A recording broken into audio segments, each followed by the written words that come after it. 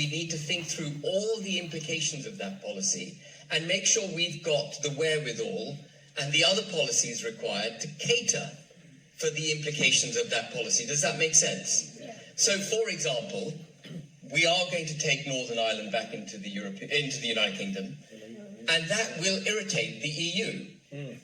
And so I know that an advanced UK government at day one is going to be at loggerheads with the European Union. And that in turn means when we take Northern Ireland back, we better have all the policies required to protect the British people against the belligerent European Union, which will probably exercise its belligerence through trade, which means that at day one we need to ditch net zero, deregulate, cut taxes on the working and middle classes, cut taxes on small and medium-sized businesses. We need to liberate the United Kingdom, so when the EU comes knocking at our door, we can show them the proverbial V sign. And we will do that.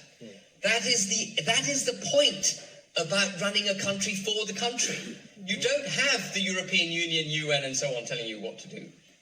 So when we do our policy, when we launch our manifesto, we will have a coherent, holistic approach to restoring our country, taking it back to being a proud, independent, and prosperous United Kingdom in the whole.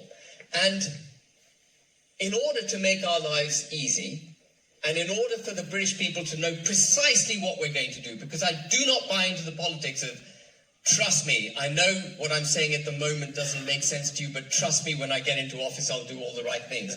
That is bullshit.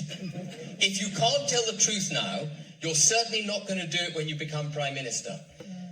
So we are going to take our policies and we are going to turn the vast majority of them into draft legislation even before we win the election. And our manifesto will have the draft legislation that we intend to pass attached to our policies. So the British people can not just see the direction of our travel, they can see the instruments by which we will deliver this country to safety. And there's a massive advantage in doing that. It means that when I walk in to the House of Commons as Prime Minister in 2029 and I slam down the manifesto on the desk and I go, that's our manifesto, this is the draft legislation, we have a democratic mandate for this, exactly this.